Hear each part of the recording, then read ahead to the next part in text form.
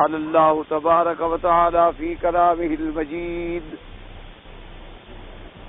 أعوذ بالله من الشيطان الرجيم. بسم الله الرحمن الرحيم. فلاقتحم العقبة وما أدراك ما العقبة رقبة أو إطعام في يوم ذي مسغبة يتيما ذا مقربة أو مسكينا ذا متربة ثم كان من الذين آمنوا وتواصوا بالصبر وتواصوا بالمرحمة أولئك أصحاب الميمنة والذين كفروا بآياتنا هم أصحاب المشأمة عليهم نار مؤصدة.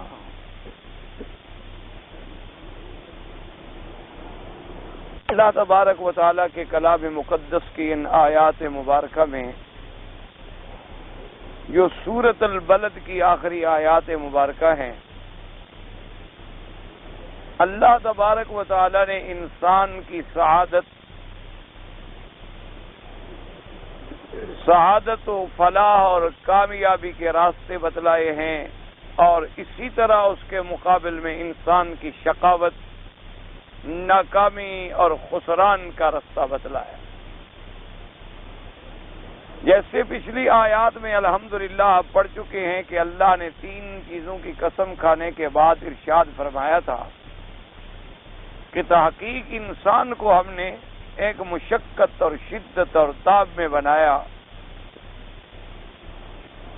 اس کا تقاضا یہ تھا کہ وہ اعمال صالحہ کر کے اپنی راحت دائمی کو تلاش کرتا،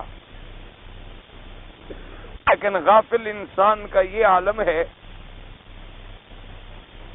کہ نہ اپنی تخلیق کی اصلیت پہ غور کرتا ہے کہ اللہ نے ہمیں جو پیدا فرمایا ہے تو کیسے پیدا فرمایا،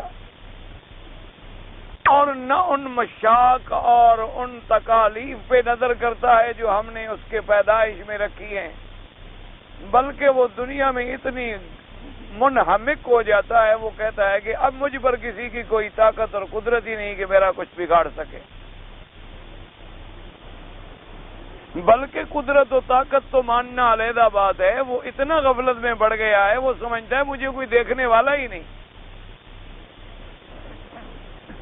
اعلیٰ گمان تو یہ تھا کہ ایحسب ان لن یقدر علیہ احد، کہ وہ یہ گمان کرتا ہے کہ مجھ پر کسی کی کوئی قدرت، کسی کا قابو اور کسی کی طاقت نہیں ہے. میں جو چاہوں جو کروں، جو حلال حرام میرے اپنی مرضی پر منحصر ہے، جو مجھے اچھا لگے گا میرے لیے حلال ہے، جو مجھے برا لگے میرے لیے حرام. اور اس سے اور آگے غفلت فرمایا ایحسب ان لم یرہ احد، کیا وہ یہ گمان کرتا ہے کہ مجھے کوئی ذات دیکھنے والی بھی نہیں ہے؟ حالانکہ اگر وہ اپنے بدن میں ہی غور کر لیتا کہ الم نجعل لہ عینین، کیا ہم نے اس کو 2 آنکھیں نہیں دی؟ تو جب ہم دیکھنے والا آلہ اس کو دے سکتے ہیں تو خود بھی تو اس کی ہر بات کو دیکھتے ہیں. جب اس قوت بصارت کے پیدا کرنے والے ہم ہیں تو جو خداوند قدوس ایک پتلی میں دیکھنے کی طاقت رکھ سکتا ہے، اس کا اپنا دیکھنا کیسے ہوگا؟ فرمایا اگر وہ اس میں غور کر لیتا، کیا ہم نے اس کو 2 آنکھیں نہیں دی؟ کیا ہم نے اس کو بولنے والی زبان اور ہونٹ نہیں دیے کہ جب چاہے استعمال کرے، جب چاہے بند کر دے؟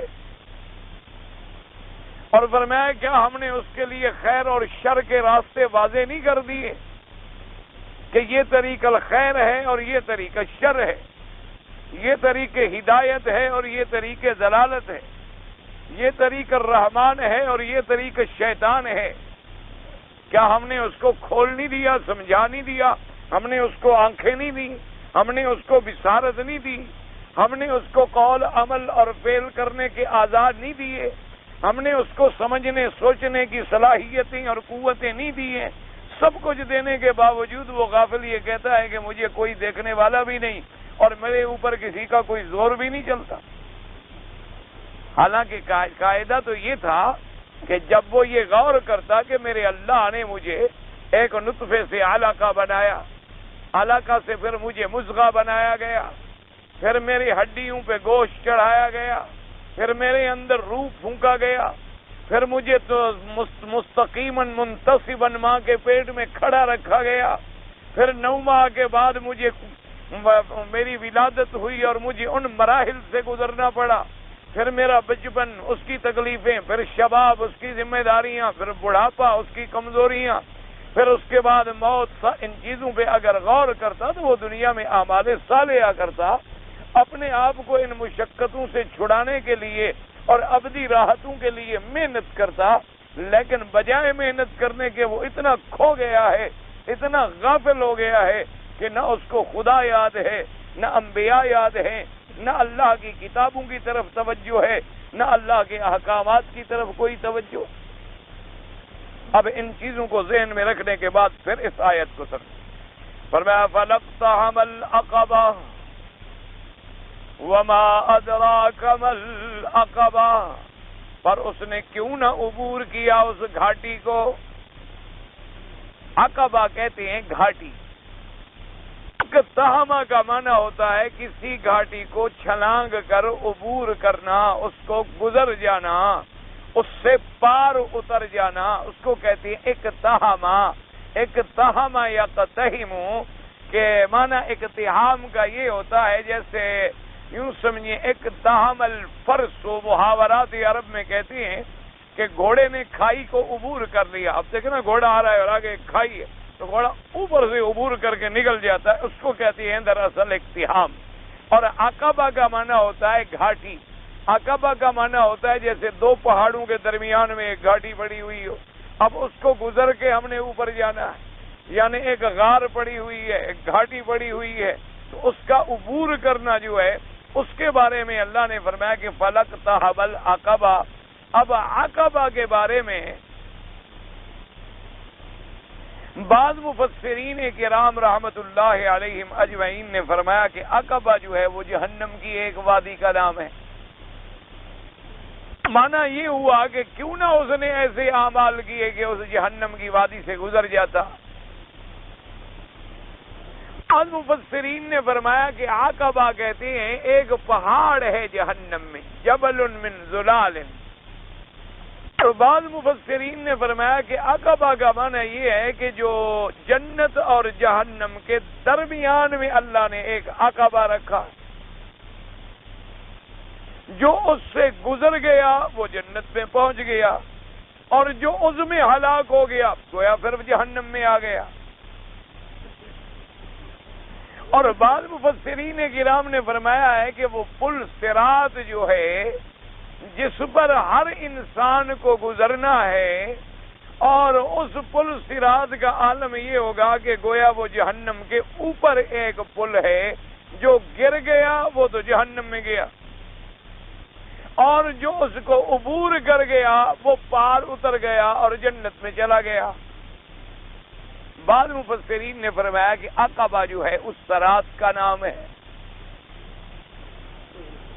اور پل صراط کا وجود جو ہے وہ بھی ثابت ہے احادیث صحیحہ سے.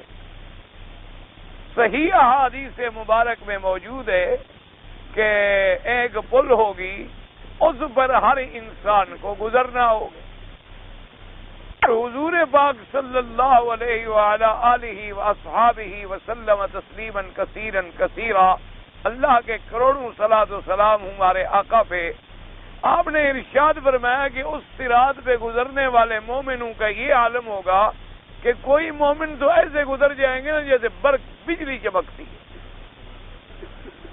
اور فرمایا کچھ مومن جو ہیں وہ ایسے گزر جائیں گے جیسے کوئی تیز رفتار سواری گزر جاتی ہے، اور اسی طرح کچھ مومن ایسے ہیں جو دوڑ کے گزریں گے، کچھ چل کے گزریں گے. فرمایا کچھ ایسا ایسا کرتے کرتے وہ بھی پار اتر جائیں گے، اور کافرین اور منافقین تو جہنم میں گر جائیں گے.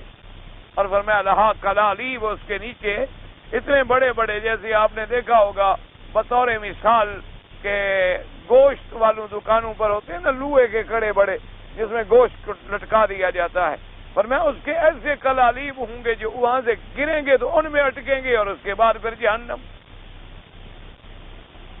تو بعد نے فرمایا کہ عقبہ سے مراد جو ہے وہ پل صراط ہے،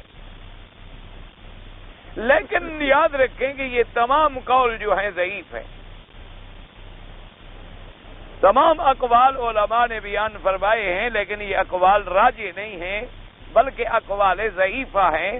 اس میں کوئی شک نہیں کہ عقبہ ایک وادی جہنم بھی ہو، اس میں کوئی شک نہیں کہ عقبہ مابین جنت اور جہنم کے درمیان میں بھی کسی جگہ کا نام عقبہ ہو، یا جہنم میں کوئی پہاڑ ہے جیسے جبل من زلال اس کو بھی عقبہ کہتے ہوں، یہ تو ہو سکتا ہے، لیکن اس آیت میں یہ مراد لینا جو ہے یہ بات ضعیف، کیونکہ جب قرآن خود اپنی تفسیر بیان کر دے، قرآن خود بیان کر دے تو پھر دوسرے اقوال کی طرف رجوع کرنے کی ضرورت کیا ہے؟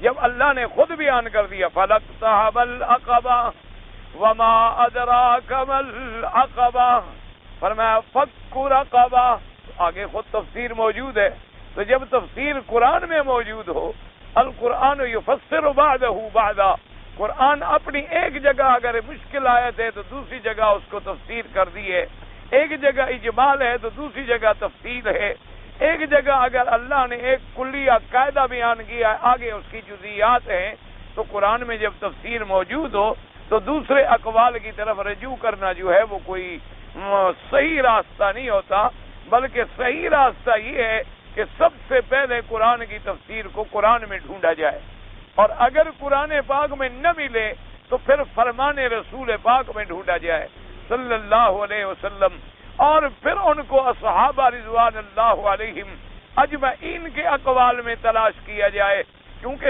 سب سے پہلے قرآن کے گواہ جو ہیں وہ اصحاب رسول اللہ ہیں، جن کے سامنے اللہ کا قرآن اترا، جن کو اسباب نزول کا پتہ ہے، جن کو آیت کے اترنے کے شان نزول کا پتہ ہے کہ یہ آیت کب اتری، کہاں اتری، کیوں اتری اور کس سوال میں اتری، تو لہذا سب سے پہلے جو ہے ان اقوال کے علاوہ تفسیر کی بات جو ہے وہ اتنی قابل قبول نہیں ہوتی۔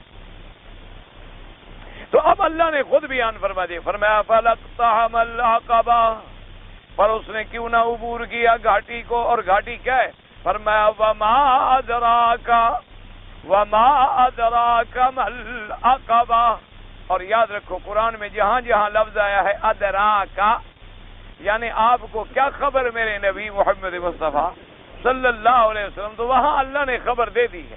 جہاں جہاں قرآن میں لفظ ہے نا وما ادراکا، جیسے کئی مقام پہ الحاقۃ ما الحاقۃ وما ادراک ما الحاقۃ، جیسے فرمایا القارعۃ ما القارعۃ وما ادراک ما القارعۃ، تو جہاں جہاں فرمایا وما ادراک، یعنی آپ کیا جانے میرا مدنی محمد مصطفیٰ، جب تک ہم آپ کو نہ بتلائیں آپ کو کیا پتا عقبہ کیا ہے، تو وہاں اللہ بتلا دیتی ہیں، اور جہاں فرمائے وما یدریکا، دو لفظ ادراکا یدریکا، اور جہاں قرآن میں لفظ آئے گا وما یدریکا تو وہ نہیں بتلایا، وہ اللہ پاک نے علم اپنے پاس مخصوص رکھا ہے۔ جیسے قرآن میں غور کریں فرمایا وما یدریک لعل الساعة تکون قریبا، اللہ نے فرمایا میرا مدنی آپ کو کیا پتا کہ شاید قیامت قریب ہو، یعنی قیامت کی تعین کا پتہ اللہ نے حضور کو نہیں دیا، تو وہاں لفظ یدریکا ہے ادراکا نہیں، ہمیشہ یاد۔ اسی طرح فرمایا عبس وتولی ان جاءہ الاعمی وما یدریک لعلہ یزکا او یذکر فتنفعہ الذکریٰ، اللہ نے فرمایا آپ نے تیوری چڑھائی جب آیا آپ کی خدمت میں وہ نابینا، آپ کو کیا پتا کہ وہ مدارج تزکیہ طے کر کے کہاں پہنچتا، تو وہ علم بھی اللہ نے اپنے پاس رکھا ہے کہ انسان کا جو مقام ہے اس کی جو رفعت ہے وہ کتنی ہے، مقام تزکیہ مقام احسان مراتب جو ہیں انسان کے وہ اللہ تبارک و تعالی ہی جانتے ہیں، کسی کو علم نہیں ہے۔ بظاہر ہمارے سامنے ایک آدمی عام حالت میں ہوتا ہے اور بالکل وہ سادہ اور کوئی ہمیں اس کی اندر زیادہ خوبیاں نظر نہیں آتی، لیکن اللہ کو بڑا پیارا ہوتا، اللہ کے یہاں اس کا بڑا مرتبہ ہوتا. اور ایک آدمی بظاہر ہمارے سامنے بڑا عابد ہے، بڑا زاہد ہے، بڑا عبادت میں لگا ہوا ہے، لیکن اللہ کے یہاں دھیلے کے برابر بھی، کیونکہ یہ معاملات ایسی ہیں کہ جن کا علم اللہ نے کسی کو نہیں دیا. اللہ تبارک و تعالیٰ، کیونکہ انسان تو ظاہری حالات کو دیکھتا ہے نا، اب حقیقتوں کو جاننے والا تو اللہ ہے. جب تک اللہ خبر نہ دیں کسی کو کیا پتہ چل سکتا ہے کہ آپ کس پانی میں ہیں اور میں کس پانی میں ہوں. ایک آدمی کو ہم برا سمجھ رہے ہیں، پتہ نہیں خدا جانے اللہ کے ہاں اس کا کوئی عمل مقبول ہو جائے اور اللہ اس کو معاف فرما دے. اور ایک آدمی کو ہم اچھا سمجھ رہے ہیں اور کوئی پتہ نہیں اللہ کے ہاں اس کا کوئی عمل ناپسندیدہ ہے، اس کی وجہ سے عذاب کر کے آخرت میں گمراہ کر دیں. اللہ کی مرضی ہے. اسی لیے اولیاء اللہ، اسی لیے جو اللہ والے لوگ ہیں جن کو اللہ نے مراتب ولایت سے نوازا ہے، وہ فرماتی ہیں کہ کسی بندے کو برا نہ سمجھا کرو. دے ان کا سب سے پہلا سبق یہ ہوتا ہے کہ اپنے نفس سے بدظنی اختیار کرو اور دوسرے کے بارے میں حسن ظن اختیار کرو. اگر آج ہم اسی فلسفے پہ عمل کر لیں تو ساری دنیا کے جھگڑے ختم ہو. ساری دنیا کے جھگڑے ہیں تو اسی میں کہ میں اپنے آپ کو تو اچھا سمجھتا ہوں اور لوگوں کو برا سمجھتا ہوں. میں اپنے آپ کو حق پہ سمجھتا ہوں اور لوگوں کو گمراہ سمجھتا ہوں. میں اپنے آپ کو تو سمجھتا ہوں کہ بڑا کامیاب ہوں اور لوگ سارے کے سارے غلط ہیں.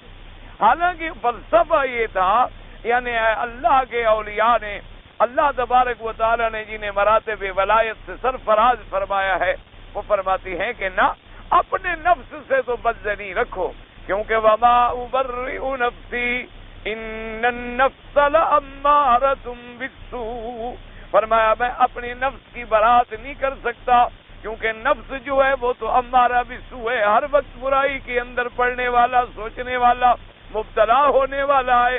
اس لیے اولیاء اللہ کا یہ فرمان ہے کہ اپنے نفس سے تو بدظنی رکھو کہ بھئی میں نے تو کچھ نہیں کیا، میں نے کیا کیا ہے. اگر میں نے ایک طواف کر لیا، اللہ والے ایسے بھی ہیں جو روزانہ 100 طواف کرتے ہوں. میں نے اگر ایک پارہ قرآن شریف کا پڑھ لیا تو ایسے بندے بھی موجود ہیں جو روزانہ قرآن کا ختم کر لیتے ہیں. میں نے اگر ایک روزہ رکھ لیا تو ایسے بندے بھی موجود ہیں جو صائم الدہر ہیں. میں نے اگر رات کو اٹھ کے 4 رکعتیں پڑھ لی تو ایسے بندے بھی موجود ہیں جو سال رات کو سوتے ہی نہیں، جاگ رہے ہیں عبادت. تو اس لیے اپنے نفس سے تو بدظنی رکھے اور دوسرے کے بارے میں حسن ظن رکھے. دوسرے کے بارے میں حسن ظن رکھے کہ دیکھو جی بظاہر یہ کچھ ہو لیکن انسان ہے، پتہ نہیں اللہ کو اس کا کوئی عمل پیارا ہو. اللہ تبارک و تعالیٰ کیوں؟ دیکھیں نا، ایک سب سے بڑی بات یہ ہے کہ وہ ملک الاملاک ہیں، وہ بادشاہوں کا بادشاہ، اور پھر وہ جو چاہے جب چاہے جیسا چاہے کر دے. جیسے کہ حضرت علی رضی اللہ تعالی عنہ کی خدمت میں ایک آدمی آیا، اس نے کہا کہ جی مجھے ایک مسئلے نے اتنا پریشان کر دیا ہے کہ میری تو رات کی نیندیں اڑ گئی ہیں اور دن کا چین ختم ہو گیا ہے اور وہ مسئلہ مجھے سمجھ نہیں آتا. سیدنا علی رضی اللہ تعالی عنہ سے پوچھا، اس نے فرمایا کیا مسئلہ ہے؟ اس نے کہا جی آپ مجھے یہ بتلائیں کہ اگر مثلا میرے اللہ نے مجھے ہدایت دے دی، احسان کر دیا اور مجھے اچھے راستے پہ لگا دیا، یا اللہ تبارک و تعالیٰ نے ایک آدمی کو گمراہ کر دیا، گمراہی میں ڈال دیا اور ہلاکت میں پہنچا دیا، تو اب میں کیا کروں؟ جس کو ہدایت پہ پہنچایا میں کہوں اس نے اچھا کیا، احسان کیا، مہربانی کی. لیکن جس کو گمراہی میں ڈال دیا، جس کو ہلاکت میں ڈال دیا اور جس کو غلطیوں میں بھی طغیانہم یعمہون، ان کے طغیان میں ان کو اندھا کر دیا، تو وہاں میں کیا کہوں کہ یہ بھی اللہ نے اچھا کیا؟ تو یہ مسئلہ مجھے سمجھ نہیں آتا. انہوں نے کہا بظاہر تو یہی بات ہے نا کہ کوئی چیز آدمی ہمیں ہدایت کرتا ہے تو ہم کہتے ہیں جی بڑی اچھی بات. ایک آدمی اگر ہمیں غلط راستہ دکھاتا ہے تو ہم کہتے ہیں بری بات ہے. تو جب ساری دنیا کے لیے یہ قاعدہ ہے تو اللہ تبارک و تعالیٰ کے بارے میں ہم کیا کہیں کہ اگر وہ ہدایت دے دے تو اس میں تو کوئی شک نہیں کہ بڑے مہربانی کی، رحم فرمایا، کرم فرمایا، لیکن اگر گمراہ کر دے تو پھر ہم کیا کہیں؟ اس نے کہا یہ میں مسئلے میں الجھ گیا ہوں۔ حضرت علی رضی اللہ تعالیٰ نے سمجھ گئے، انہوں نے فرمایا بات سنو، اگر تو اللہ نے کیا ہے اپنے ملک میں کوئی معاملہ، اگر تو ملک تھا تیرا، پھر اللہ نے تجھے ہدایت کے بجائے گمراہ کر دیا، پھر تو تم اعتراض کر سکتے ہو، لیکن اگر ملک ہی اس کا ہو، اپنے ملک میں وہ جو چاہے اعتراض کرے، تم کون ہو پوچھنے والے؟ فرمایا یا تو تیرے معاملے میں تیری زمین تھی، ایک آدمی نے کاشت کر دی، اس پر تو تم اعتراض کر سکتے ہو، ایک آدمی نے اپنی زمین ہے اس کو کاشت نہیں کیا، بنجر چھوڑ دیا، تمہیں کیا حق ہے پوچھنے کا؟ اس کی مرضی، وہ چاہے باغ لگا دے، وہ چاہے کھیت لگا دے، وہ چاہے تو پڑی رہے۔ تو فرمایا پہلے تم یہ بتاؤ، جس بندے کو بھی اس نے گمراہی میں ڈالا ہے وہ بندہ تمہارا ہے، تم نے پیدا کیا، یا اس کا ملک ہے؟ اس نے کہا جی ملک تو اللہ کا ہے۔ انہوں نے کہا جب ملک اللہ کا ہے تو تم پوچھنے والے کون ہو؟ مالک اپنے ملک میں جو چاہے کرے، لا یسأل عما یفعل، جو چاہے وہ کرے، یہی تو خدائی کا مقام ہے کہ اس سے کوئی پوچھنے والا نہیں، کوئی اور بڑا ہو تو پوچھے، جب بڑا ہی اللہ کی ذات ہے، اس سے کسی کو بڑائی ہے نہیں، اس پر کسی کو عظمت ہے نہیں، اس پر کسی اور کو کوئی طاقت اور قوت نہیں، اس لیے اس کی صفت ہے کہ لا یسأل عما یفعل، اس سے نہیں پوچھا جاتا جو وہ چاہے کرے، وہم یسألون، اور جن سے پوچھا جاتا ہے وہ بندے ہو سکتے ہیں، وہ خدا نہیں ہو سکتے، جن سے پوچھا جائے گا، جن سے سوال ہوگا۔ اب باقی رہی یہ بات عقل کی کہ اس کو ایسا کیا اور اس کو ایسا کیا، یہ بھی جہالت ہے، جب بات سمجھ آ جائے تو پھر پردہ جو ہے کھل جاتا ہے آنکھوں۔ جیسے کہ ایک عالم نے اس کی ایک عجیب مثال سمجھائی، انہوں نے فرمایا کہ ایک آدمی نے باغ لگایا، دیکھا کہ مالی نوکر مزدور کام کر رہے ہیں، زمین سیدھی کر رہے ہیں، گڑھے کھود رہے ہیں، پودے لگا رہے ہیں، پانی دے رہے ہیں، سردیوں سے بچا رہے ہیں، کبھی گرمیوں سے بچا رہے ہیں، اور جناب باغ کی سڑکیں بنا رہے ہیں، واٹر کورس ٹھیک کر رہے ہیں، سارے انتظامات کریں۔ اور پھر وہ چند سال کے بعد گزرا تو دیکھا کہ وہی مالی جو رات دن ایک ایک پودے کی حفاظت کر رہا تھا، کبھی گوڈی کر رہا تھا، کبھی کھاد دے رہا تھا، کبھی دوائیں ڈال رہا تھا، کبھی اوپر پلاسٹک چڑھا کے سردی گرمی سے بچا رہا تھا، دیکھا تو اتنی بڑا کینچی ہاتھ میں لے کے لوہے کی کھڑا ہے اور کاٹ رہا ہے، کبھی ادھر سے کاٹ دیتا ہے، کبھی ادھر سے کاٹ دیتا ہے، کبھی اس ٹہنی کو کاٹ دیتا ہے، کبھی اس ٹہنی کو کاٹ دیتا ہے۔ تو جب وہ آدمی گزرے گا اور دیکھے گا وہ کہے گا عجیب آدمی، دیکھو جی اپنے پودے کاٹ رہا ہے، کیونکہ اس کی نظر صرف اس کے کاٹنے پہ پڑی ہے، اس کی ٹہنیوں پہ پڑی ہے، اور مالی کی نظر میں پورا باغ ہے کہ اگر میں یہاں سے نہیں کاٹوں گا تو یہ ٹہنی جو ہے غلط ہو جائے گی، اگر میں یہاں سے اس کی چھانٹ وانٹ اور تراش نہیں کروں گا تو میرا درخت اوپر سیدھا نہیں جائے گا، یہی نیچے پھیل جائے گا، صحیح معنی میں یہ اپنی قامت کو نہیں پہنچے گا، اپنی بلندی کو نہیں پہنچے گا، اور پھر اگر کوئی ٹہنی ادھر نکل گئی کوئی ادھر نکل گئی تو میرے باغ میں حسن نہیں ہوگا۔ میں نے تو اس کو ٹھیک روشوں کے مطابق چلانا ہے کہ کوئی چیز جو ہے وہ اپنے حد سے باہر نہ نکلے اور اپنے مقام کو بھی پہنچ جائے، اور اگر میں نے ٹہنی نہ کاٹی تو یہ ٹہنی کمزور ہے، مردہ ہے، اس میں تو کبھی پھل ہی نہیں لگے گا، اگر میں نے کاٹ دیا تو یہاں نئی کومپل نکلے گی اور وہ بڑی طاقت والی ہوگی اور اس میں پھل لگے گا۔ تو مالی کی نظر سارے باغ پہ ہوتی ہے، مالی کی نظر پودے کے انجام تک ہوتی ہے، اس لیے وہ کاٹتا بھی ہے، وہ چھانٹتا بھی ہے، وہ توڑتا بھی ہے، وہ کہیں اس کو باندھتا بھی ہے، کہیں اس کو نیچے سے ٹیکیاں بھی دے دیتا ہے، کہیں رسیاں ڈال کے ان کو سیدھا بھی کر دیتا ہے، کہیں جناب اپنے ہاتھ سے اس کو اوپر سے پورے کا پورا بھی کاٹ دیتا ہے، اور وہ اس میں بالکل مہارت تامہ سے کام کر رہا ہے، اور جب باغ بالکل بن جاتا ہے تو ہر دیکھنے والا کہتا ہے جی ماشاءاللہ ماشاءاللہ، جی آپ کا مالی کون ہے؟ آپ کا مالی تو بڑا سمجھدار ہے، ماشاءاللہ کمال ہے جناب، این سیدھی سڑکیں، این مجال ہے، سیدھے درخت ہیں، مجال ہے کوئی ادھر ہو ذرا ادھر ہو، بالکل معلوم ہوتا ہے کہ اس نے دوربین رکھ کر درخت لگائے تھے، اور این پتے جو ہیں جناب سیدھے ہیں، سرو قد ہیں، تو وہ مالی کی تعریف کر رہے ہوتے ہیں۔ فرمایا تیرے نزدیک کسی آدمی کے ہلاکت پر ایک بندے پہ نظر ہوتی ہے، اور مالک کی نظر پوری کائنات پہ ہوتی ہے. اس کے علم میں ہوتا ہے کہ کس کو مارنا بہتر ہے, کس کو جلانا بہتر ہے, کس کی ہدایت بہتر ہے, کس کی گمراہی بہتر ہے. تیرے سامنے چونکہ چند بندے ہوتے ہیں تو تو اعتراض کر بیٹھتا ہے, اور اس کے سامنے پوری مخلوق ہوتی ہے. تو جب پوری مخلوق والا علم تجھے بھی مل جائے تو تم بھی کہو گے سبحان اللہ, واہ میرا اللہ, تیرا ہر فیصلہ حق, تیرا ہر فیصلہ حق تھا. اسی لیے انبیاء کو جب اللہ وہ علم عطا فرماتے ہیں, اپنے اولیاء کو اللہ وہ علم عطا فرماتے ہیں, تو وہ اللہ کے ہر حکم پہ راضی ہوتے ہیں, ہر حکم پہ راضی ہوتی ہیں. جیسے سری سکتی رحمت اللہ علیہ ایک دفعہ بیٹھے تھے تو بہت اللہ کے ولی گزرے ہیں, تو ان سے ان کے ایک شاگرد نے اور ایک مرید نے پوچھا کہ حضرت میں نے آپ کو کبھی غمگین نہیں دیکھا, جب بھی دیکھا آپ خوش ہوتے ہیں. اور سری سکتی یہ باتیں تو ہوتی ہیں نا وہ اپنا بڑے علوم کی. انہوں نے کہا کہ بھائی خوش تو میں غمگین تو اس وقت ہوں کہ جب کوئی کام میرے منشے کے خلاف ہو. جب ہر کام منشے کے مطابق ہو رہا ہے تو غمگین ہونے کا کیا بنا؟ اس نے کہا آدمی کو غم تو تب ہوتا ہے نا کہ جی میں ایک کام کرنا چاہتا تھا نہیں ہوا, میں ایک منزل پہ پہنچنا چاہتا تھا نہیں پہنچا, ایک چیز لینا چاہتا تھا نہیں لے سکا, تو مجھے غم ہے. اگر ہر چیز میرے منشے کے مطابق ہو رہی ہے تو میں تو خوش ہوں. تو اس نے کہا حضرت آپ کے منشے کے مطابق کیا؟ اس نے کہا ہمارا منشا ہے ہی نہیں, ہم نے اللہ کی قضا کے سامنے اپنے منشے کو فنا کر دیا ہے کہ جو تیری قضا ہے وہی ہماری رضا ہے, جو تو چاہتا ہے اسی پہ ہم راضی ہے. تو موت دے دے ہم راضی, تو حیات دے دے ہم راضی, تو خوشی دے دے ہم راضی, تو غمی دے دے ہم راضی. جب ہم نے اپنا منشا ختم کر کے اپنی رضا کو اس کی قضا کے تابع کر دیا ہے تو غم کا کیا بنا؟ اور میں غم ہونے کا سوال ہی پیدا نہیں ہوتا.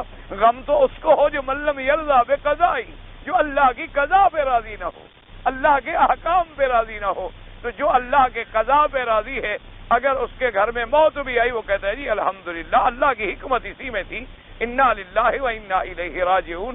اسی کی طرف ہم سب نے لوٹ جانا ہے. اس کو ذرا پہلے لوٹنا ہوا, ہم اس کے بعد لوٹ جائیں گے, لوٹنا تو سب نے ہے. تو لہذا وہ صبر بھی کرتا ہے. اس لیے یاد رکھیں, لیکن یہ باتیں تب ہوتی ہیں جب اللہ وہ علم عطا فرمائے. اسی لیے اولیاء اللہ کہتے ہیں کہ کسی آدمی کے بارے میں تم برا خیال نہ رکھو, کسی آدمی کے بارے میں تم جب بھی گمان رکھو اچھا رکھو. تم کہو بھی اچھا آدمی ہے, مسلمان ہے, کوئی کہے تمہارے سامنے کہ جی وہ ایسا ہے, کہو بھائی چھوڑو, اللہ کا بندہ ہے, کوئی پتہ نہیں اس کی تمہارے سامنے غلطیاں ہوں اور اس کی نیکیاں تمہارے سامنے نہ ہوں, اس کے اچھے کام تمہارے سامنے نہ ہوں. تم صرف برائی پر تو نظر ڈال رہے, اس کی بھلائیوں کو کبھی نہیں سوچا تم نے. کیا پتا اس کے اندر بڑی خوبی ہمیں, اس کے اندر بڑی نیکی ہمیں, اس کے اندر کوئی ایسے چھپے ہوئے جوہر بھی ہوں جو اللہ کو پسند ہو, اللہ تبارک و تعالیٰ اس سے راضی ہو. اور اسی کو اولیاء اللہ نے ایک دوسرے ترجمے میں ادا کیا. انہوں نے فرمایا گناہ سے نفرت کرو, گناہ گار سے نفرت نہ کرو. انہوں نے کہا گناہ سے نفرت کرو, یعنی شراب پینا بڑی بری بات, چوری کرنا بھائی بڑی بری بات, ڈاکہ ڈالنا بھائی بڑی بری بات ہے, زنا بھائی بڑی بری بات ہے, کسی کو گالی دینا بھائی بڑی بری بات ہے, غیبت کرنا بڑی گناہ سے نفرت کرو, گناہ گار سے نفرت نہ کرو. کیوں؟ جو آدمی آج گناہ گار ہے پتہ نہیں وہ توبہ کر کے اللہ کا ولی بن جائے اور تجھے خدا ہلاکت میں ڈال دے. اس لیے فرمایا تم گناہوں سے نفرت کرو. گناہ بری چیز ہے لیکن گناہ گار ہے, گناہ گار سے نفرت کرو گے وہ تو واجب الرحم ہے, وہ تو بیمار ہے. اگر بیمار سے نفرت کر کے گھر سے باہر پھینک دو تو بیمار تو مر جائے گا. جیسے تمہارے یہاں کوئی بیمار ہوتا ہے تم اس کو ڈاکٹر کے پاس لے جاتے ہو, انجیکشن لگواتے ہو, اور زیادہ بیماری ہو جائے تو اس کو جناب بڑے انٹینسو کیئر کمروں میں رکھتے ہو, میل جول بند کر دیتے ہو, ہر وقت دوائیں دے رہے ہو, ہر وقت اس کی نگرانی پہ کھڑے ہوئے ہو, ڈاکٹر لگائے ہوئے ہیں کہ کسی طرح بیمار ٹھیک ہو جائے. تو یہ گناہگار جو ہے یہ بھی تو بیمار ہے, یہ روحانی بیمار ہے. کوئی زنا کی بیماری میں مبتلا ہے, کوئی چوری کی بیماری میں مبتلا ہے, کوئی شراب کی بیماری میں مبتلا ہے, کوئی غیبت کی بیماری میں مبتلا ہے. تو ان کا بھی علاج کرو, ان پہ مہربانی کرو. یہ نہیں کہ ان سے نفرت کرو, نفرت کرو گے یہ تو گناہوں میں مر جائیں گے, ہلاک ہو جائیں گے, برباد ہو جائیں گے. جب ان سے تم مہربانی کا سلوک کرو گے تو ہو سکتا ہے جیسے وہ بیمار تیری مہربانی سے اچھا ہو جاتا ہے یہ بیمار بھی شاید اچھا ہو جائے. اگر اچھا نہ ہو تو تمہیں تو مہربانی کرنے کا ثواب ملے گا، اگر وہ اچھا نہ بھی ہو سکا تمہیں تو مہربانی کرنے کا ثواب جو ہے وہ ملے گا، اور اگر آدمی نے فوراً نفرت کا اظہار کر دیا تو پھر اس کو ہدایت کون کرے گا؟ تو اس لیے بہرحال اللہ تبارک و تعالی آپ کو بھی اور ہمیں بھی اگر ایسے فلسفے پر عمل کرنے کی توفیق دے دے تو جھگڑے ہی ختم ہو جائے۔ بڑی پرانی بات ہے، حضرت تھانوی رحمت اللہ علیہ، حضرت محمد مولانا اشرف علی صاحب تھانوی رحمت اللہ علیہ کی خدمت میں کچھ آدمی آئے، انہوں نے کہا جی آپ کو احمد رضا خان نے بڑی گالیاں دی، اس نے اپنی کتابوں میں آپ کے خلاف بڑا لکھا ہے اور ایک رسالہ چھاپا ہے اور اس میں اس نے بڑا آپ کے خلاف زہر اگلا ہے اور یہ لکھا ہے اور یہ لکھا ہے اور یہ لکھا ہے، اور آپ کو بھی تو اللہ نے علم دیا ہے، آپ چپ کر کے بیٹھے ہوئے ہیں، جواب کیوں نہیں دیتے؟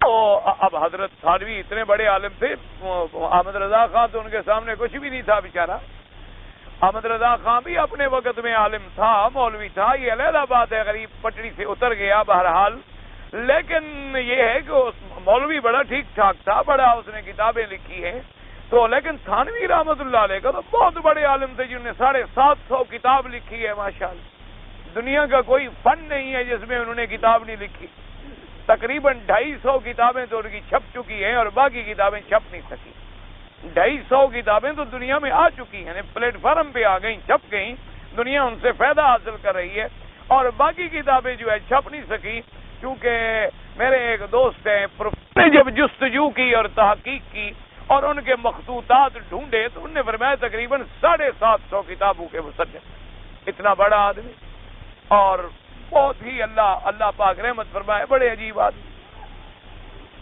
انہوں نے اب یہ بھی کہہ سکتے تھے کہ جی اچھا ہم جواب دیں گے، ہم اس کا رد لکھیں گے، اگر میرے جیسا کوئی مولوی ہوتا تو فوراً پٹک پڑتا نا، کہہ رہا چھوڑو یار، ایسا جواب دیں گے کہ چھٹی کا دودھ یاد دلا دیں، ایسا جواب دیں گے اشتہار چھاپ کے 50,000 روپے انعام بھی رکھ دیں، ڈرا دیں گے لوگ، تو 50,000 روپیہ دینا ہے، مقابلہ کرو ہمارا، ایسا جواب دے دیں۔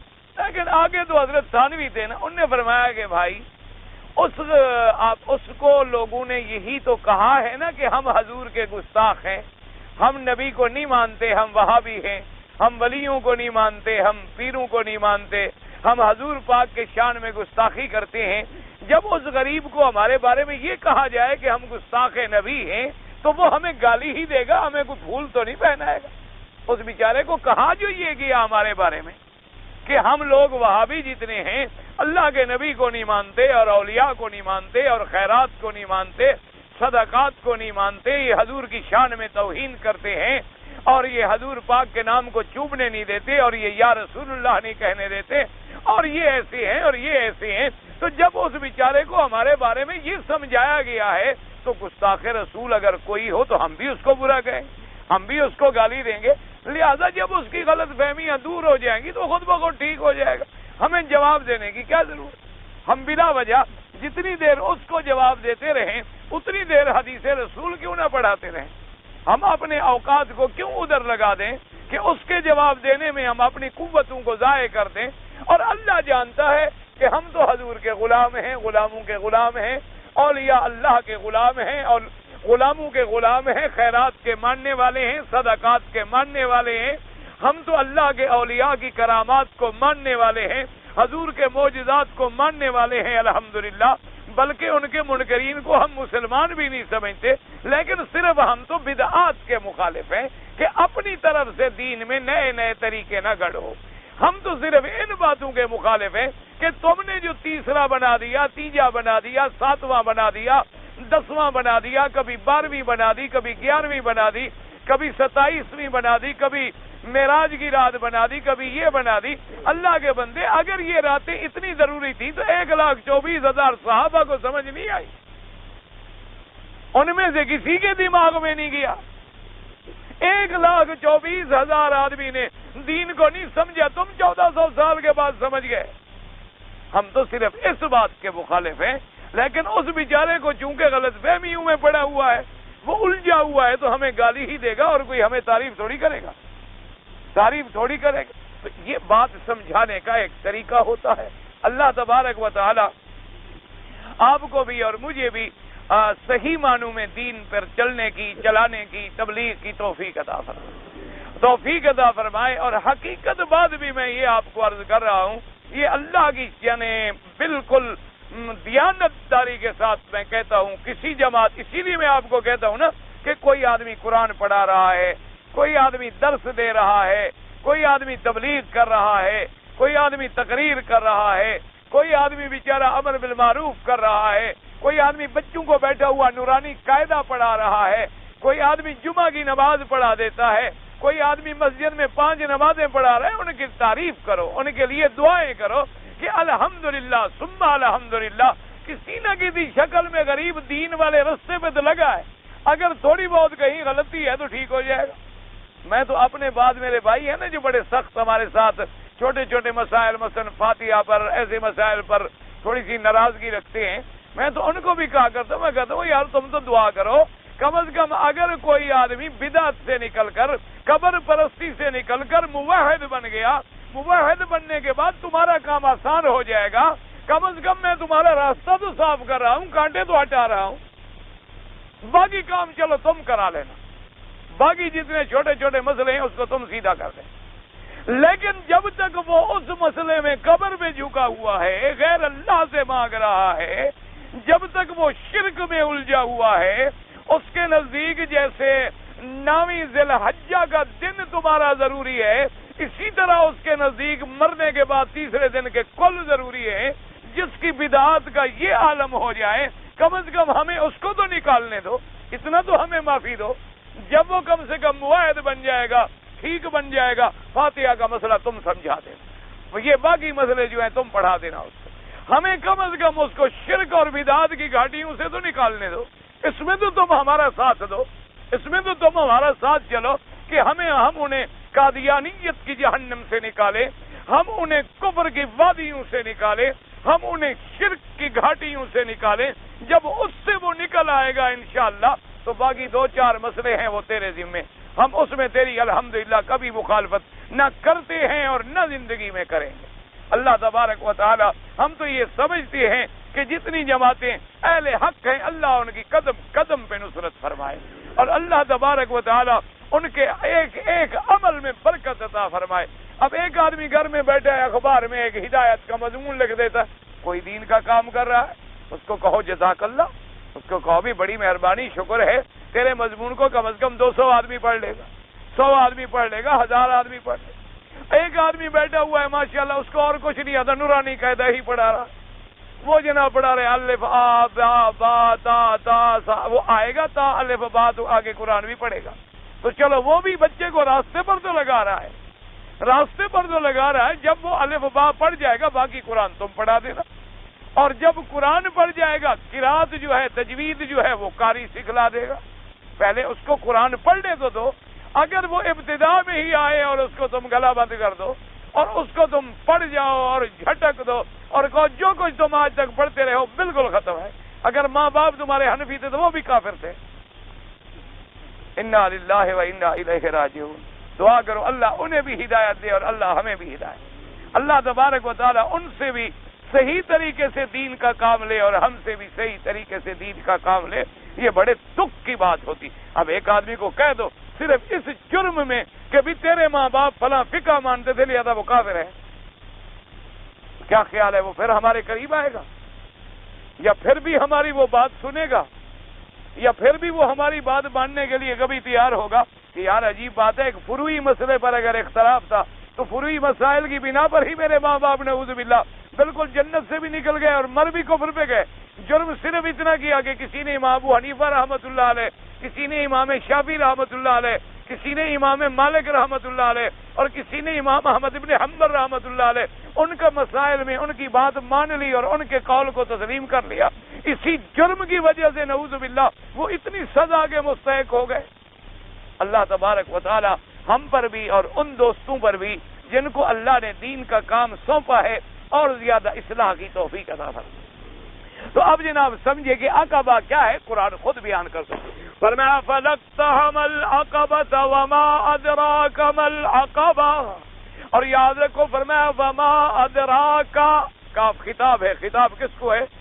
حضرت محمد مصطفیٰ، خطاب کس کو رہا ہے؟ حضرت محمد مصطفیٰ. اور حضرت محمد مصطفیٰ کو بھی جب تک اللہ علم نہ دے تو پتہ نہیں ہے. جب تک فرمایا ما کنت تدری مل کتاب ولل ایمان، میرا مدنی جب تک ہم نے قرآن آپ پر نہیں اتارا آپ کو تو علم نہیں کہ قرآن کیا ہے، آپ کو تو پتہ نہیں کہ ایمان کی تفصیلات کیا ہیں، اس کے احکامات کیا ہیں. وہ تو پھر ہم نے آپ کو عطا فرمائے. اللہ تبارک و تعالی نے اتنے علوم عطا فرمائے کہ پوری دنیا بھی حضور کے علم کا مقابلہ نہیں کر سکتی. لیکن اللہ کے علوم کے سامنے جب لائیں گے تو اللہ کے علوم جو ہے علوم محیط ہیں، اور انسان کا علم جو ہے کتنا ترقی کر جائے، کتنے مدارج طے کر جائے، لیکن وہ اللہ کے علم کے مقابلے پہ تو گویا کچھ بھی نہیں. جیسے کہ حضور نے خود سکھلا دیا دعائے استخارہ میں، اللہم ان کنت تعلم انی استخیرک بعلمک واستقدرک بقدرتک واسألک من فضلک العظیم. اللہ انت تعلم، اپنے بارے میں لا اعلم، کہ ہم نہیں جان اور آپ کا طاقت رکھتے ہیں، ولا اقدر، ہم طاقت نہیں رکھتے. اس لیے فرماتے ہیں وما ادراک، آپ کیا جانے کہ وہ عقبہ، وہ گھاٹی کیا ہے، گھاٹی عبور کرنا. فک رقبہ او اطعام فی یوم ذی مسغبۃ یتیما ذا مقربۃ او مسکینا ذا متربہ. فرمایا میرا مدنی گھاٹی کا عبور کرنا. اچھا گھاٹی کیوں کہا؟ گھاٹی اس لیے کہ دیکھو نا، ایک سیدھی سڑک پہ آپ جا رہے ہوں آسان ہے، لیکن آگے گھاٹی بڑی ہو تو گھاٹی میں اتریں گے، پھر چڑھیں گے، پھر نکلیں گے، تو گھاٹی کا عبور کرنا مشکل ہوتا ہے. تو انسان کا بھی عبادات پہ چلنا اور ہوائے نفس کو روکنا، شیطان کی مخالفت کرنی، لذات کو چھوڑ دینا اور اللہ کی طاعت میں لگ جانا، بندے کے نفس پر مشکل تو گزرتا ہے، شاک تو گزرتا ہے نا جی، کہ سردی میں بدن کانپ رہا ہے، لیکن وہ کہتا ہے یار تہجد کیسے چھوڑوں، وضو کرنا ہے، گول پانی بڑا ٹھنڈا ہے، گرم نہیں ہے، لیکن یار نماز نہیں چھوڑتے. اگر اللہ نے موت لکھی ہے تو اللہ کی مرضی، لیکن نماز میں نہیں چھوڑتا، پھر بھی لگا ہوا ہے. سردی ہے، گرمی ہے، عبادت میں لگ جانا. اور شیطان کہتا ہے سو جاؤ، بستر بڑا گرم ہے، اٹھو گے ٹھنڈی لگ جائے گی، کہیں نمونیا نہ ہو جائے، کہیں فلو نہ ہو جائے. مولوی تو ایسے تمہیں بھٹکاتے ہی رہتے ہیں. تم باہر نکلو گے، سردی نے پکڑ لیا تو پڑے ہو گئے اسپتال میں، سو جاؤ. سو کہتے ہیں نہیں، سونے کا وقت نہیں ہے. مومن کی تو شان یہ ہے کہ پچھلے پہر رات میں اٹھا اور استغفار کر رہا. مومن کی تو شان یہ ہے. مومن کا تو کام یہ ہے کہ آخر پہر ہو رات کا اور مصلے پہ سر ڈالے ہوئے اپنے اللہ تبارک و تعالیٰ سے ہم کلام ہو، اپنے اللہ تبارک و تعالیٰ کے آگے فریاد رس ہو، اللہ کے آگے فریاد گناہ ہو، اور اللہ کی رحمت بلا رہی ہوتی ہے کہ ہے کوئی مجھ سے مانگنے والا، ہے کوئی مجھ سے لینے والا، ہے کوئی مجھ سے مانگنے والا جس کی میں حاجت پوری کروں. اس لیے فرمایا یہ عقبہ ہے، یہ گھاٹی ہے کہ ہوائے نفس کو روک دینا، شیطان کو ٹال دینا اور اللہ کے حکم پہ چل نکلنا. اور اس کا پہلا مطلب ہے کہ فرمایا فک رقبہ. یاد رکھو رقبہ کہتے ہیں گردن، فک کا معنی کھولنا. جیسے آپ کہتے ہیں فلاں فکل کتابہ، یعنی اس نے کتاب کو کھولا، یا فرماتے ہیں انفکاک، کسی چیز کا کھل جانا. تو فک کا معنی ہوتا ہے کھول دینا، رقبہ کا معنی ہوتا ہے گردن. تو کیا معنی فرمایا؟ یعنی غلام کو آزاد کرنا، کہ اگر کوئی غلام ہے تو یہ اس کو خرید کر کے اللہ کے راستے میں آزاد کر رہا ہے کہ چلو بھی پیسے میں تمہارے بھر دیتا ہوں، جاؤ تم آزاد، آج کے بعد تم آزاد. یہ ہے فک و رقبہ. اچھا اسی طرح علماء نے فرمایا، ایک حدیث مبارک میں آتا ہے، ایک آدمی آیا، ایک اعرابی آیا حضور کی خدمت میں، اور اس نے آگے عرض کیا کہ دلنی یا رسول اللہ علی عمل یدخلنی الجنہ. اس نے کہا حضور مجھے کوئی ایسا عمل بتلا دے جو مجھے جنت میں پہنچا دے. بدو لوگ تھے نا، لیکن وہ باتیں بڑی پیار کی پوچھتے تھے نا، ایسی باتیں پوچھتے تھے جو باتیں ہدایت دینے والی. کہنے لگا دلنی علی عمل، حضور مجھے ایسا کوئی عمل بتلا دیں، دلالت فرما دیں، یدخلنی الجنہ، مجھے جنت میں پہنچا دے. تو آپ نے فرمایا اتق نسمہ و فک رقبہ. اس نے کہا حضور یہ تو دونوں چیزیں ایک ہے. اتق و نسمہ کا معنی بھی تو ہے کسی شخص کو، کسی جاندار کو آزاد کرنا، اور فک و رقبہ کا معنی بھی ہے کسی گردن کو چھڑانا. تو یہ تو مسئلہ ایک ہوا، لیکن آپ نے تو ایسے بتلایا ہے جیسے دو چیزیں ہوں. اتق و نسمہ و فک کو فک رقبہ. آپ نے فرمایا سمجھو، ایک تو یہ ہے کہ غلام کا مثلاً ایک غلام ہے، اس کی قیمت ہے مثلاً 1,00,000 روپے. آپ نے کہا کہ بھائی یہ دیکھو 1,00,000 روپے دے دو، مجھے دے دو غلام. اس کو 1,00,000 دے دیا، آپ نے غلام لے لیا. آپ نے کہا دیکھو بھائی اب میں نے تمہیں خرید لیا، جاؤ میں نے تمہیں آزاد. تو اب پورے کا پورا غلام لے کر اس کو آزاد کر لینا، فرمایا یہ تو ہے عتق نسمت، یعنی ایک شخص کو آزادی کے ہمکنار کر. اور ایک ہے فک رقبہ. کیا مانا کہ وہ مکاتب ہے بیچارہ، اس سے مالک نے کہا ہے کہ مجھے 1,00,000 دے دو تو میں تمہیں آزاد کر دوں گا. تو تم نے بھی اس کو 10,000 دے دیے، 20,000 دے دیے کہ چلو بھی میرا بھی حصہ مل گیا، باقی تم اپنی ہمت کرو، اللہ تبارک و تعالیٰ تمہیں دے. تو گویا اس کے چھڑانے میں تمہارا بھی کچھ حصہ. ایک ہے اس کو کامل مکمل چھڑا دینا، ایک ہے اس کے چھڑانے میں کچھ حصہ ڈال دینا. تو یہ بھی فک رقبہ میں آ جاتا ہے.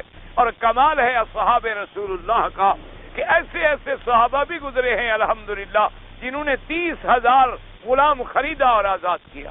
اسی طرح سیدہ عائشہ صدیقہ رضی اللہ تعالی عنہا نے بھی کئی سینکڑوں غلام خریدے اور آزاد کر دیے.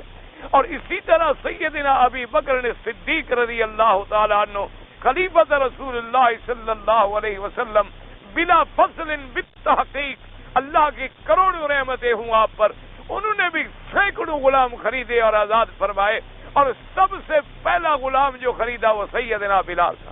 کیسا غلام خریدا؟ کیسا غلام خریدا کہ سیدنا بلال رضی اللہ تعالی عنہ آزاد کر دیا. اور اس نے کہا کہ بلال، سیدنا صدیق آپ نے مجھے کفر سے آزاد کر دیا، اب میں حضور کا غلام بن گیا اور حضور صلی اللہ علیہ وسلم کا غلام بن گیا. تو فرمایا فک رقبہ، کسی گردن کا آزاد کرنا. یہ جو ہے یہ ایسا ہے جب تم کسی کی گردن کو چھڑاتے ہو تو اللہ تمہیں جہنم سے چھڑا لے. تو گویا تم وہ گھاٹی سے نکل گئے، گھاٹی تم نے عبور کر ڈالی.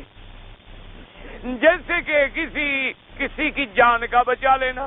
بعض علماء نے فرمایا جیسے کوئی قرض دار ہے، مثلا قرضے کے اندر بیچارہ جکڑا ہوا ہے تو گویا وہ بھی بندھا ہوا، تم نے اس کی مدد کر کے اس کو قرضے سے آزاد کرا دیا. یا جیسے بعض آدمی ہوتے ہیں بیچارے، اللہ معاف فرمائے، ایکسیڈنٹ ہو گیا، دیت دینی ہے، پیسہ موجود نہیں، اب وہ بیچارے پکڑے ہوئے ہیں، تم نے مدد کی تاکہ وہ آزاد ہو کے نکل آئے. اسی طریقے سے اور مشکلات میں کوئی الجھا ہوا ہے، ان کو نکال لینا. اصل تو وہی ہے فک رقبہ، یعنی غلاموں کا آزاد کرنا. پھر قرضے والے کو آزاد کرنا، دیت والے کو آزاد کرنا، قید والے کو چھڑا دینا کہ ایک آدمی نے قرضہ دینا، اگلے نے قید کرا دیا. تو ایسے آدمی کو تم نے کہا اچھا بھی یار قرض میں ادا کر دیتا ہوں، تم اس کو مہربانی کرو چھڑا دو، تو وہ بھی اس میں شامل ہو جائیں گے. ورنہ پہلا مرتبہ اور پہلا مقام جو ہے وہ انہی کو ملے گا جو غلاموں کو آزاد کرتے ہیں. آج خیر دنیا میں غلام بھی نہیں رہے، کیونکہ غلام تو تب ہوتے تھے جب اسلام کا جہاد تھا. جب ہم جہاد کو بھول گئے تو غلام بھی ختم ہو گئے. اصل بات تو تب ہوتی ہے کہ جب جہاد ہو اور جہاد اعلاء کلمت اللہ ہو، اللہ کی سربلندی کے لیے جہاد کیا جائے اور امیر المومنین کی قیادت ہو اور کفر کے خلاف جہاد ہو، پھر اللہ فتح عطا فرمائیں تو ان کا مال مال غنیمت کہلائے گا اور ان کی عورتیں جو ہیں وہ کنیز کہلائیں گی اور ان کے نوجوان جو جتنے یعنی غلام وہ غلام کہلائیں گے. وہ پھر باقاعدہ تقسیم ہوں گے مجاہدین میں، وہ ہوتے تھے غلام. پھر ان کو حق ہوتا ہے چاہے تو غلام کے پیسے لے کے آزاد کر دے، یا چاہے غلام کو کہہ دیں کہ ہمارے ساتھ بدل مکاتبت طے کر لو کہ اتنے پیسے تم مجھ کو دے دینا، میں تمہیں آزاد کر دوں گا، اور تم جاؤ کماؤ اور اتنی کما کے مجھے پیسے دے دو. وہ جا کے کما کے یا مانگ کے یا لوگوں سے لے کر اس کو دے کے، جیسے کہ حضرت سلمان فارسی رضی اللہ تعالی عنہ، حالانکہ وہ غلام نہیں تھے، یہ بھی یاد رکھو، حضرت سلمان فارسی غلام نہیں تھے، ان کو ظالموں نے زبردستی جا کے بیچ دیا. حالانکہ وہ ایک قافلے میں آ رہے تھے تو قافلے والوں نے ان کو اپنا غلام بنا دیا زبردستی. ورنہ حضرت سلمان فارسی رضی اللہ تعالی عنہ غلام نہیں تھے، ان کو غلام بنا کے بیچا گیا. اور کافر ایسا بدبخت تھا جس نے خریدا کہ اس نے جناب آزاد کرنے کی ایسی شرط رکھ دی، اس نے کہا کہ مجھے اتنی اوقیہ سونا چاہیے اور ایک باغ لگا دو کھجوروں کا، اور وہ باغ جب اس میں پھل آ جائے گا پھر میں تمہیں آزاد کروں گا. حضرت سلمان فارسی حضور کی خدمت میں آئے روتے ہوئے، انہوں نے کہا حضور وہ اس نے آزادی کے لیے مان تو لیا ہے لیکن ایسی شرطیں لگا دی ہیں کہ میں تو کبھی پوری نہیں کر سکتا. میں 3 اوقی یا 4 اوقی سونا کہاں سے لے آؤں؟ اور پھر کہتے باغ لگا دو کھجوروں کا، اور کھجوروں کا باغ صرف لگا کے جان نہیں چھوڑتا، کہتے باغ بھی لگا دو، جب پھل بھی آ جائے پھر جا کے میں تمہیں آزاد کروں گا. حضور نے فرمایا اچھا کب نہ کرو، ایسا کرو کہ تم باغ میں گڑھے اختیار کرو. حضور نے فرمایا صحابہ کو بھی، ہر صحابی جس کے پاس باغ ہے سلمان میرے کی امداد کرو. کسی نے کہا میں 10 کھجوریں دوں گا، کسی نے کہا 5 دوں گا، کسی نے کہا 20 دوں گا. آپ نے فرمایا ساری کھجوریں پہنچاؤ اس کے باغ میں، اور فرمایا سلمان تم لگانا نہیں، میں خود آؤں گا تیرا باغ لگاؤں گا. یہ تھے خاتم الانبیاء. یہ غلام چھڑانے آئے تھے کہ غلام بنانے آئے تھے؟ کبھی کافروں نے پڑھا نہیں ہے میرے مدنی محمد کو، پڑھا ہے تو بغض کی عینک سے پڑھا ہے، کبھی انصاف کی عینک سے نہیں پڑھا. میرا مدنی تو غلاموں کو چھڑانے آیا تھا، میرا مدنی تو غلاموں کو آسمانوں کی بلندی پہ بٹھانے آیا تھا. میرا مدنی محمد مصطفیٰ تو وہ ہے جس نے غلاموں کو فرش سے لے کے عرش تک پہنچا دیا، جس نے بلال حبشی کو اٹھا کے جنت کا سردار بنا دیا، جس نے صہیب کو اور حضرت خباب کو اور جس نے بی بی صفیہ کو آزاد کر کے نکاح کر کے پوری امت کی ماں بنا دیا. وہ غلاموں کو چھڑانے آیا تھا کہ غلام بنانے آیا تھا؟ یہ تو کافروں کے الزامات ہیں. افسوس یہ ہے کہ انہوں نے بغض کی عینک سے دیکھا ہے اسلام کو، کبھی عدل اور انصاف کی عینک سے اسلام کو دیکھا نہیں. تو حضور صلی اللہ علیہ وسلم نے اتنی سونا دیا، آپ نے آ کر خود اترے، ہر گڑھے میں خود اترے، اپنے ہاتھ سے باغ لگایا اور اتنا سونا دیا. فرمایا جاؤ اس کو دے دو. اس نے کہا حضور یہ تو تھوڑا سا سونا ہے. آپ نے فرمایا تم جاؤ دے دو. وہ جا کے لے گیا، اس نے وزن کیا تو پورا ہو گیا، سونا برابر ہو گیا، اور باغ اسی دفعہ پھلا گیا. باغ میں اسی دفعہ جو کھجوروں کو ہاتھ لگ جائے محمد مصطفیٰ صلی اللہ علیہ وآلہ آلہ وصحبہ وسلم تسلیما کثیرا کثیرا. اور جناب حضرت سلمان آزاد ہو گئے. تو فرمایا پہلا مرحلہ یہ فک رقبہ، کسی غلام کو آزاد کرانا. اللہ آپ کو بھی اور مجھے بھی توفیق بخشے.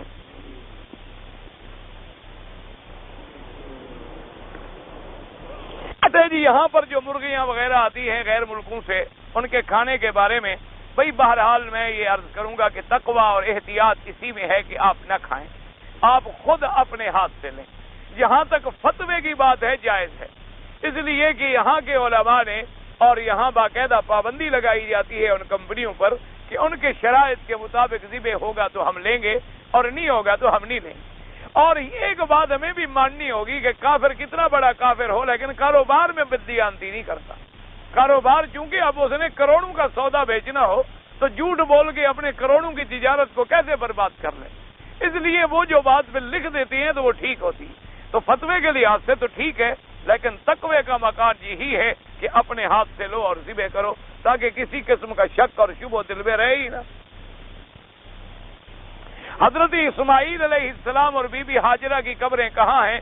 ما سوائے، یاد رکھو، ما سوائے قبر حضرت محمد مصطفیٰ، ما سوائے حضور کے روضہ مبارک کے کسی نبی کی قبر میں کوئی یقینی بات ہے ہی نہیں. صرف خیالات ہیں لیکن 100% یقین کی بات کوئی.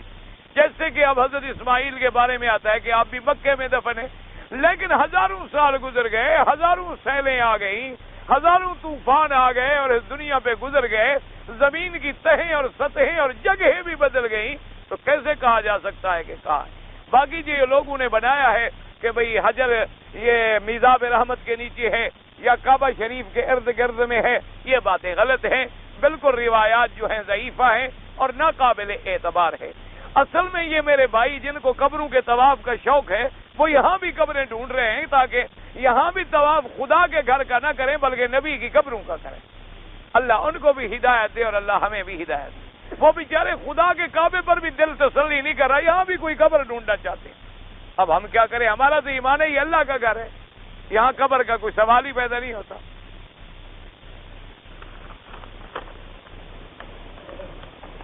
کہتا ہے جی میں آپ کا تعارف چاہتا ہوں، اور اب پاکستان میں بھی، میں پاکستان میں کبھی کبھی جاتا ہوں، مستقل تو میں جاتا نہیں الحمدللہ، اب میں یہاں رہتا ہوں.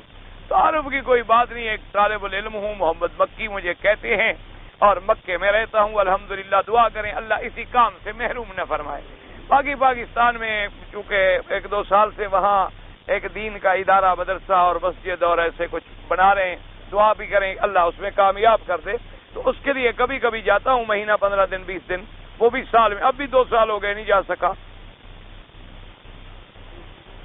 آپ نے بہرحال ملنا ہے مجھے، یہاں مل لیں، اور وہاں کا بھی میں آپ کو کوئی ایڈریس دے دوں گا، اگر کبھی آیا انشاءاللہ ملاقات ہو جائے گی۔ اچھا جی، پاکستان سے عمرے کی نیت کر کے آتا ہے، یہاں آ کر کام کرتے ہیں یا ٹھیک ہے، کوئی بات نہیں، کام کرنا کوئی حرام ہے، کام مل جائے تو الحمدللہ۔ میرے ساتھ 6 آدمی رہتے ہیں اور وہ عشاء کی نماز نہیں پڑھتے، نعوذ باللہ سبحان اللہ، دعا کرو اللہ ان کو ہدایت عطا فرمائے۔ ان کے ساتھ میں کھانا کھاؤں یا نہ کھاؤں، کھانا تو کافر کے ساتھ بھی جائز ہوتا ہے۔ بہرحال ایک نماز چھوڑنے والا آدمی امام احمد ابن حنبل رحمۃ اللہ علیہ کے نزدیک کافر ہو جاتا ہے، یعنی اگر ایک نماز چھوڑ دے عمدن، وہ فرماتے ہیں کافر ہو جاتا ہے، اس کا نکاح بھی ٹوٹ جاتا ہے، مر جائے فرماتے ہیں اس کا جنازہ بھی نہ پڑھو اور مسلمانوں کے قبرستان میں دفن بھی نہ کرو، اور آئندہ جو اولاد ہوگی وہ اولاد بھی زنا کی ہوگی۔ تو اب ان کی مرضی ہے، بہرحال ہم بھی دعا کرتے ہیں، تم بھی کوشش میں لگے رہو، اللہ ان کو ہدایت دے، اور بالکل اگر وہ توبہ نہ کریں تو ان سے تعلق توڑ لینا زیادہ بہتر۔ کسی بزرگ نے خواب میں بیٹے کی بشارت دی تھی، تو خواب خواب ہی ہوتا ہے، قصود کا معنی مجھے نہیں پتا قصود کیا لفظ ہے، یہ ضروری بھی نہیں ہوتا کہ جو خواب میں کہا جائے وہی ہو۔ اب خواب میں حضرت ابراہیم علیہ السلام کو کہا گیا کہ اپنے بیٹے کو ذبح کرو، لیکن بیٹا ذبح نہیں ہوا۔ ہم مدینہ منورہ سے آئے، احرام باندھنا تھا، لیکن ہمیں ڈرائیور نے کہا کہ تم آگے جا کر میقات وہاں سے باندھ لینا، مسجد تنیم سے۔ ماشاءاللہ، آپ اپنے ملک میں مسئلہ ڈرائیوروں سے پوچھتے ہیں، اچھی بات ہے۔ کبھی آپ لوہار کے پاس کپڑا لے گئے ہیں کہ مجھے سلوار قمیض سی کر دے دو؟ تو مسئلے کے لیے تمہارا یعنی ڈرائیور صاحب، تم نے اگر تمہیں ڈرائیور کہہ دیتا کہ نہ باندھو بس ٹھیک ہے، بہرحال ایک بکری بطور دم ادا کرو تاکہ آئندہ پھر ڈرائیور کا اعتبار نہیں کرو گے، کسی عالم سے مسئلہ پوچھو۔ اسی لیے اسلام نے جرمانے رکھے ہیں نا، تاکہ آئندہ غلطی نہ ہو۔ ایک ایک بکری فی آدمی بطور دم ادا کرو۔ کہتے جی وسوسے آنے جو ہیں ایمان کی علامت ہے، اور مولانا رومی صاحب نے لکھا ہے کہ وسوسہ ڈالنے والا تو شیطان ہوتا ہے، بات کو سمجھو۔ آدم علیہ السلام کو وسوسہ کس نے ڈالا؟ شیطان۔ لیکن کیوں ڈالا؟ آدم ایمان والا تھا نہیں تھا؟ تو جس کو وسوسہ ڈالا جاتا ہے اس کے ایمان ہونے کی علامت ہے، یہ نہیں کہ وسوسہ بھی اچھی چیز ہے۔ کوئی بات کو سمجھو، مولانا رومی نے جو لکھا ہے وہ بھی ٹھیک لکھا ہے، اور میں نے جو عرض کیا تھا میں نے بھی ٹھیک عرض کیا، تم نے سمجھا نہیں۔ اب مجھے سمجھاؤ، وسوسہ ڈالا شیطان نے، آدم کیا تھا؟ تو آدم میں اگر ایمان نہ ہوتا تو وہ کیوں وسوسہ ڈالتا؟ ایک آدمی مثلا پہلے ہی شیطان ہے، اس کو بھی شیطان گمراہ کرتا ہے، وہ پہلے ہی جب شیطان ہے، اس کی برادری کا آدمی ہے، اس کو کیوں گمراہ کرے؟ گمراہ اسی کو کرے گا نا جس کے بارے میں وہ سمجھے گا کہ یہ اچھا آدمی ہے، یہ نمازی آدمی ہے، یہ مومن ہے، اس کو ایمان سے نکالوں، اس کو ہٹاؤں اچھائی سے۔ اس لیے میں نے عرض کیا تھا، بات کو سمجھا کریں۔ اب حدیث میں آتا ہے کہ اولادوں کو غنی چھوڑنا چاہیے، عمر ابن عبدالعزیز نے کیوں نہیں چھوڑا؟ جب تم اس درجے پہ پہنچ جاؤ تم بھی نہ چھوڑنا۔ حضرت ابو بکر نے سارا مال خیرات کیا، حضور نے قبول کر لیا۔ ایک صحابی اتنی سونے کا انڈا لے آئے، حضور نے پھینک دیا، واپس بنا لے جاؤ، اس سے قبول نہیں کیا۔ کیوں؟ کہ صدیق سب کچھ لٹا کے بھی شکوہ نہیں کرے گا، اور یہ اتنا خیرات کر کے شام کو مانگتا پھرے گا۔ اس لیے ہر آدمی کا فرق ہوتا ہے۔ تم لوہار کو سنار نہ بناؤ، سنار کو لوہار نہ بناؤ۔ سنار کی 100 چوٹ ہوتی ہے، لوہار کا ایک ہی چوٹ ہوتی ہے۔ اس لیے جب تم عمر ابن عبدالعزیز کے مقام کو پہنچ جاؤ، جب تم سیدنا ابی ذر کے مقام کو پہنچ جاؤ، تو وہ رات کا کھانا بھی نہیں رکھتے تھے، اور حضرت عثمان کے پاس بڑا مال تھا۔ تو یہ اپنے اپنے مراتب ہوتے ہیں، سمجھنے کی کوشش کریں۔ نماز عصر کے بعد حنفی حضرات جو ہیں وہ طواف کریں تو نفل مغرب کے بعد پڑھیں، باقی ائمہ کے نزدیک یہاں جائز ہے۔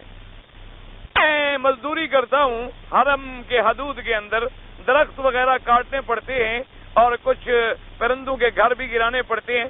اگر کوئی ایسی مجبوری ہے مثلا سڑک کے لیے، راستے کے لیے، تو پھر تو اجازت ہے، راستے کے لیے مکان بھی گرائے جائیں گے، جگہ بھی گرائی جائے گی، کیونکہ دیکھنا یہ پڑتا ہے کہ اس میں عوام کا فائدہ ہو رہا ہے کہ نقصان ہو رہا ہے۔ اگر راستے میں کوئی جھاڑی پڑی ہے، کانٹے پڑے ہیں، ہٹانے ہیں، کوئی بات نہیں، اللہ تو نیتوں کو جانتا ہے۔ وہ مانا ہے کہ تم کسی سایہ دار درخت کو یا فائدے والے درخت کو توڑ کر مسلمانوں کو اللہ کے حرم میں سائے سے محروم نہ کرو۔ میرا بھائی ڈاکٹر ہے اور دوائی کی ہر بوتلوں میں فوٹو لگے ہوتے ہیں، وہ مجبور ہے، وہ کیا کرے غریب؟ فوٹو تو آج کل ایسا ہے کہ اس کے بغیر تو کسی کا گزارا ہی نہیں، ہر کسی کا فوٹو جیب میں بھی رکھا ہوا ہے ماشاءاللہ۔ لیکن جو مجبوری ہو جائے، اللہ نیتوں کو جانتے، تم اس کا احترام نہ کرو، بند کیا رکھ دیا بس۔ میرے پاس گھڑی ہے، اس پر میں نے کسی دوست کا نام لکھا ہے، تمہاری مرضی، اپنا لکھو، دوست کا لکھو، بیوی کا لکھو، گھڑی ہے نا۔ قضا نماز فرضوں کا کیا تدارک کریں؟ جو نمازیں قضا ہو گئی قضا کرو، اور اللہ پاک یہاں حرم میں انشاءاللہ ایک کا ثواب لاکھ دیں گے، ثواب لاکھ ملے گا، یہ نہیں کہ ایک نماز پڑھ لو تو لاکھ ادا ہو گئی۔ انسان پر جن آ جاتا ہے، ہاں آ جاتا ہے، ایک شیطان بھی ہے، بالکل ہے، برے راستے پر شیطان ڈالتا ہے، اچھے راستے پہ فرشتہ ڈالتا ہے۔ اللہ نے ہر بندے کے ساتھ فرشتہ بھی رکھا ہے، شیطان بھی رکھا ہے، تو جب وہ اچھے عمل کرتا ہے شیطان کمزور پڑ جاتا ہے، جب برے عمل کرتا ہے ملائک کمزور ہو جاتے ہیں، شیطان قوی ہو جاتا ہے، مسلط ہو جاتا ہے۔ یہ آدمی فوت ہو گیا ہے، اس کے لیے طواف اپنے لیے کرو، اس کے لیے دعا کر دو، انشاءاللہ اللہ ثواب دیں گے۔ قرآن پڑھنے کا مجھے حفظ کرنے کا شوق ہے، مزدور ہوں، ٹائم نہیں ملتا، یہ شوق بھی جنت میں انشاءاللہ لے جائے گا۔ کوشش کرتے رہو، ایک آیت دو آیت لگے رہو جتنی ملے۔ شیطان زیادہ وسوسے سے ڈالتا ہے، کوئی بات نہیں، اعوذ باللہ پڑھ لیا کرو، لا حول پڑھ لیا کرو۔ میری بیوی بیمار ہے، 12 سال سے بڑا علاج کیا ہے لیکن ٹھیک نہیں ہوتی، تو زمزم پلائیں اور دعا کرتے رہیں اللہ کے کعبے میں۔ ہم لوگ پاکستان سے جدہ مکہ مکرمہ مراد آ گیا، پاکستان میں احرام باندھا تھا، ٹھیک ہے، مکہ مکرمہ سے مدینہ شریف گئے، باقی واپس بدریہ جدہ پہنچے، احرام میقات پر آ کر باندھا۔ کیا ہم کو احرام مدینہ منورہ سے بالکل مدینے سے باندھنا تھا؟ نہیں باندھا، ایک دم ادا کریں۔ اگر آپ کی نیت مکے آنے کی تھی، سیدھا عمرے کی۔ مسجد کی تصویر اگر رکھی جائے حرم کی، ہاں بندے اندر بندوں کا فوٹو نہ ہو تو کوئی بات نہیں۔ نفلی عبادت کا ثواب جو ہے ہم کسی کو بخش سکتے ہیں، بالکل اللہ ثواب دیتے ہیں۔ جی ایک آدمی نے اپنی بیوی کو طلاق دی، لیکن بڑے لوگوں سے مسئلہ پوچھا، مولوی صاحبان کہتے ہیں کہ وہ کٹھے نہیں ہو سکتے، تو اب وہ کہتا ہے کہ ہم کٹھے ہو جائیں پہلے نکاح کے دوران۔ تو ایک مولوی نے کہا کہ چونکہ پہلے نکاح کے دوران دولہے کے ہاتھ میں سونا تھا، لہذا وہ کافر تھا، نکاح نہیں ہوا، سونا پہننے سے آدمی کافر ہو جاتا ہے۔ اللہ کے بندے کیوں جاہلوں سے مسئلے پوچھتے ہو؟ ہر داڑھی رکھنے والا مولوی نہیں ہوتا، خدا کے لیے بخشو، جو بھی داڑھی رکھ لے وہ مولوی بن جائے۔ ڈاکٹر کی ڈگری دیکھتے ہو، انجینئر کی ڈگری دیکھتے ہو، وکیل کی ڈگری دیکھتے ہو، مولوی کی صرف داڑھی دیکھتے ہو۔ اللہم صلی علی سیدنا محمد وعلی آل سیدنا محمد وبارک وسلم۔ یا الہ العالمین، عالم اسلام پہ اپنی رحمت نازل فرما، عالم اسلام کی عزت کا فیصلہ فرما، یا اللہ کفر کی ذلت کا فیصلہ فرما۔